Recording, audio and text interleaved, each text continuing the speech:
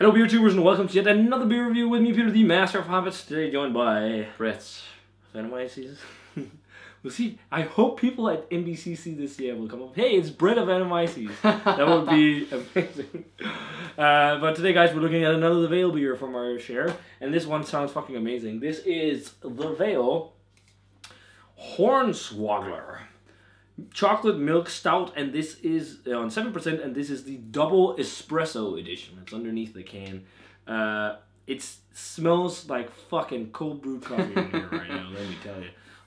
Amazing artwork. It's like the Willy Wonka candy bar thing. Apparently Brett says it's made with candy bars. Yeah. Or at least inspired by it, and you have a funky ass label with a cool ass wolf biting a foot or whatever. It's some kind of fun stuff. Yeah. But yeah, this will be really exciting to try. 7%. So these kind of styles of beer, you know, lower ABV, even though 7 is not super low, but they get harder to do like intense with flavors. But this just smells intense with flavor, and like the Goza we had was intense with flavor, but only 5%. So I think the Veil can. Let's hope it keeps on. No head. No. When we poured, it looks like a glass of coffee almost, like very dark coffee. When we poured it, the head was like instantly. So they must use either like candy bars or just so much cocoa nibs, mini cocoa nibs that it like disappears. You see it just fizzed away. Like if you swirl it. Yeah.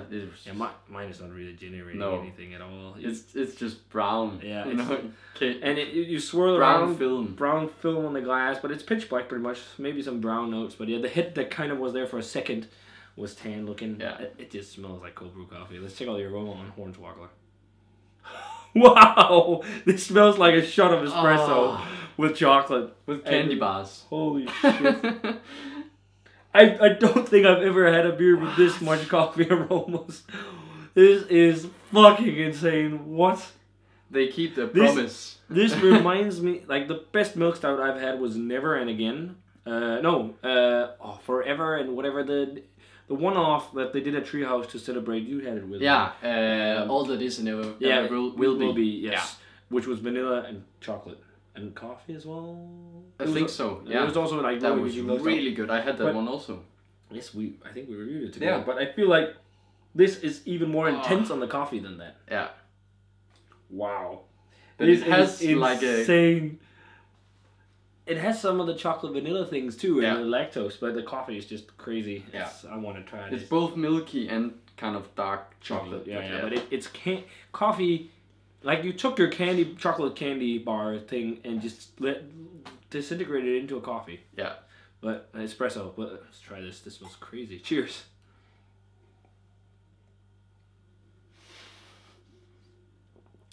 Am I drinking coffee or am I drinking beer? What? What the fuck? To be honest, I'd almost say that that's too much. Because that is... What?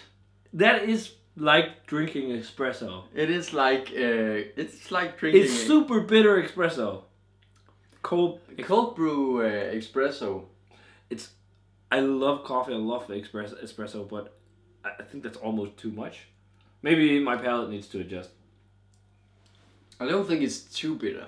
But the coffee flavor was just... The coffee flavor is... It helps a lot with the second flavor, because the first sip there, it was like you were drinking just a cold shot of espresso. Yeah. And I, personally, hate cold coffee. I prefer coffee warm, unless it's like in one of those stupid Starbucks things where they put in syrups and sweeteners and milk and all that. I prefer just super dark, pour over, or a French press black coffee, or even with cold brew heating up. But it is like a cold espresso mixed with candy bar. Yeah, it's like chocolate, crazy chocolate. 80-90% coffee and then a bit of candy bar. And I'd say because it's such a bitter coffee flavor, it tastes like it's what's it called?